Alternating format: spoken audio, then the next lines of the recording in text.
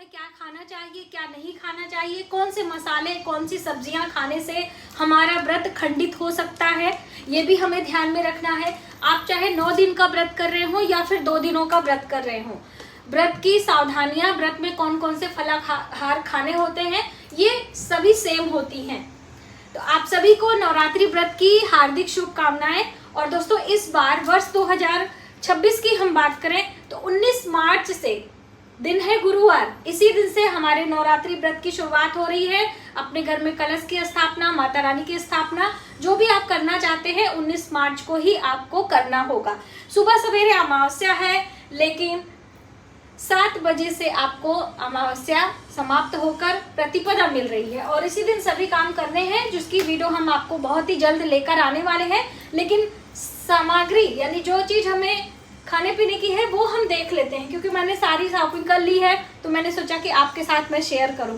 तो देखिए, cooking oil को लेकर बहुत सारा कंफ्यूजन होता है कि हमें कौन से ऑयल में अपने सारी रेसिपी बनानी चाहिए।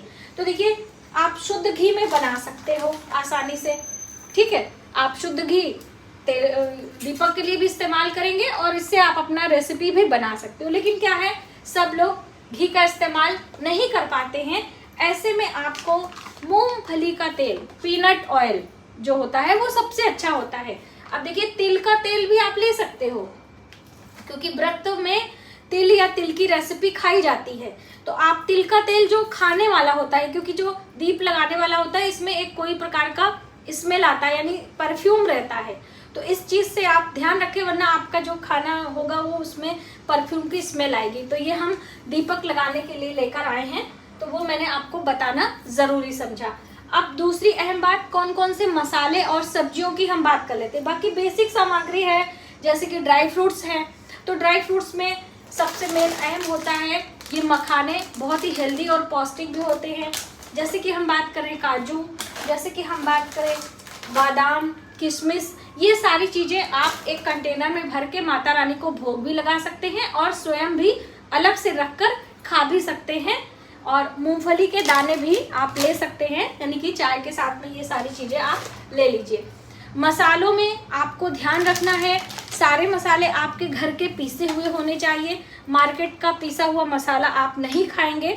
और सब्जियों में हम अभी मसाले में आपको दिखा रही हूँ, लेकिन सब्जियों की बात हम पहले कर लेते हैं, क्योंकि बहुत सारी बहनों का कंफ्यूजन रहता है कि हम लौकी, कद्दू या टमाटर खाएं या ना खाएं। तो देखिए, टमाटर की हम बात करें तो हम लोग अपने रसोई में, या हम चाहे प्रयागराज की बात करें, चाहे यहाँ महाराष्ट्र की बात करें, मुंबई की, तो हम लोग सभी व्रत में टमाटर का इस्तेमाल करते हैं, सभी व्रत में। लेकिन बहुत सारे लोग नहीं करते हैं।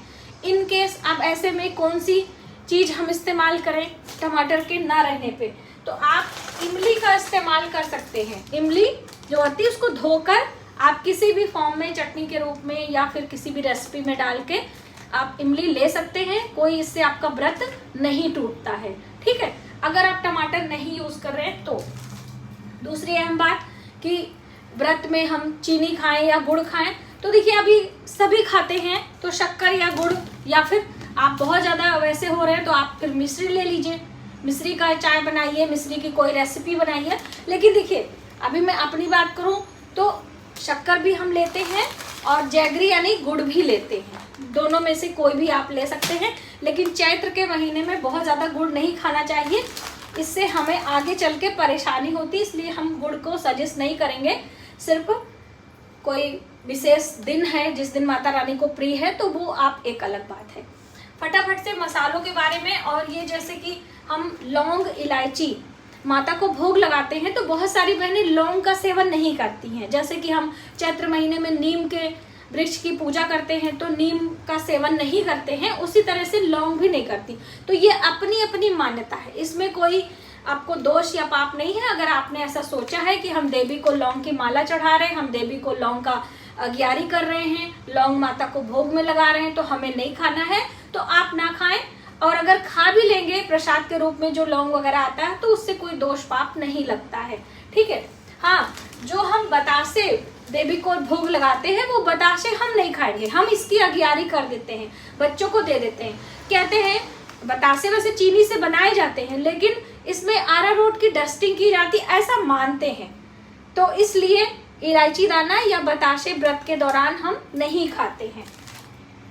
लौंग, इलायची आदि आप चाय वगैरह में डालकर आप ले सकते हैं।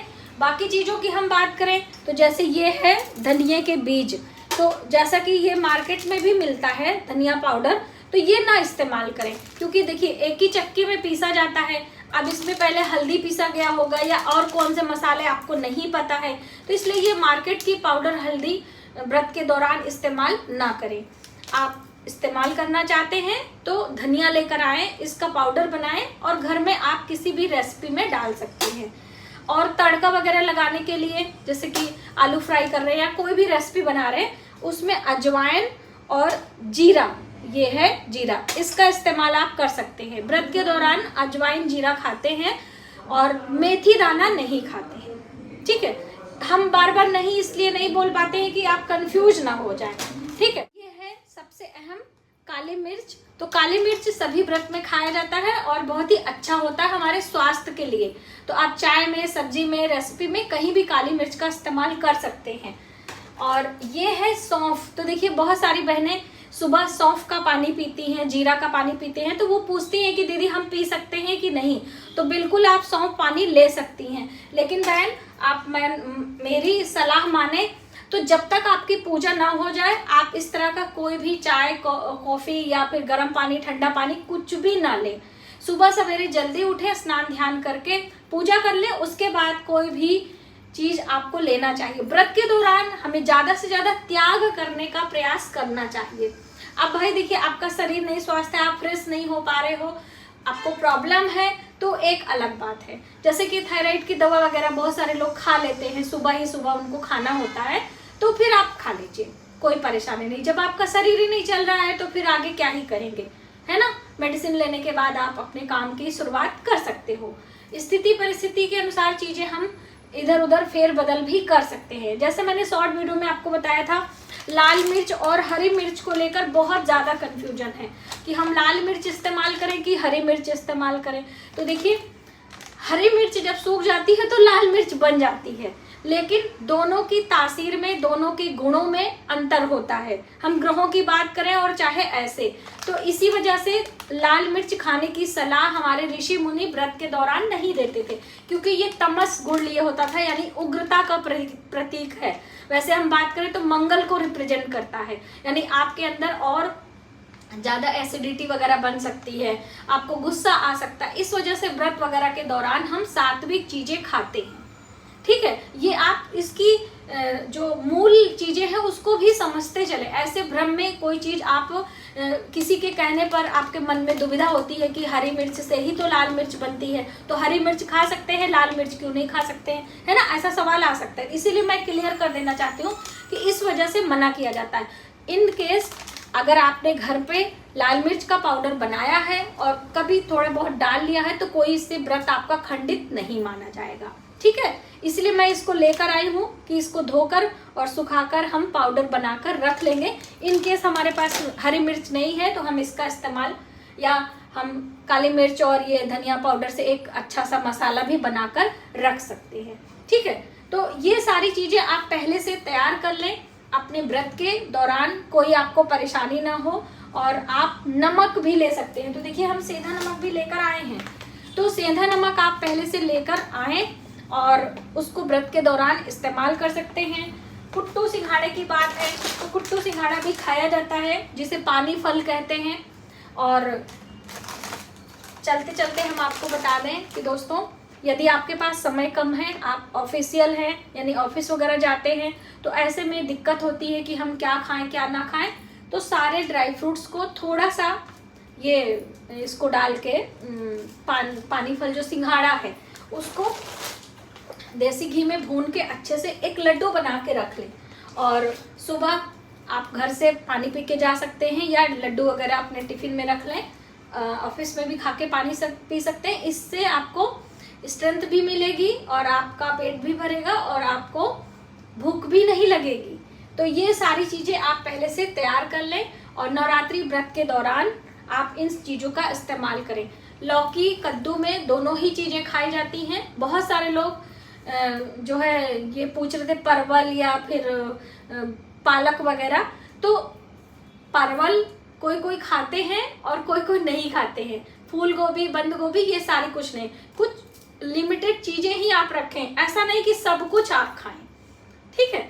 तो मुझे उम्मीद है कि सभी कंफ्यूजन को दूर करते हुए नवरात्रि व्रत फलाहार की चीज़ों को मैंने क्लियर किया होगा और आपको ये वीडियो काफ़ी हेल्पफुल लगेगी। तो नवरात्रि व्रत की तैयारी अभी से आप कर लें। और एक बार फिर से आप सभी को नवरात्रि व्रत की बहुत शुभकामनाएं। और चैनल को सब्सक्राइब नहीं किया है तो प्लीज़ सब्सक्राइब कर लें, बेल आइकन को प्रेस करें। पूजा की हर वीडियो आपको समय समय पर हम जरूर देने का प्रयास करेंगे। जय माता दी।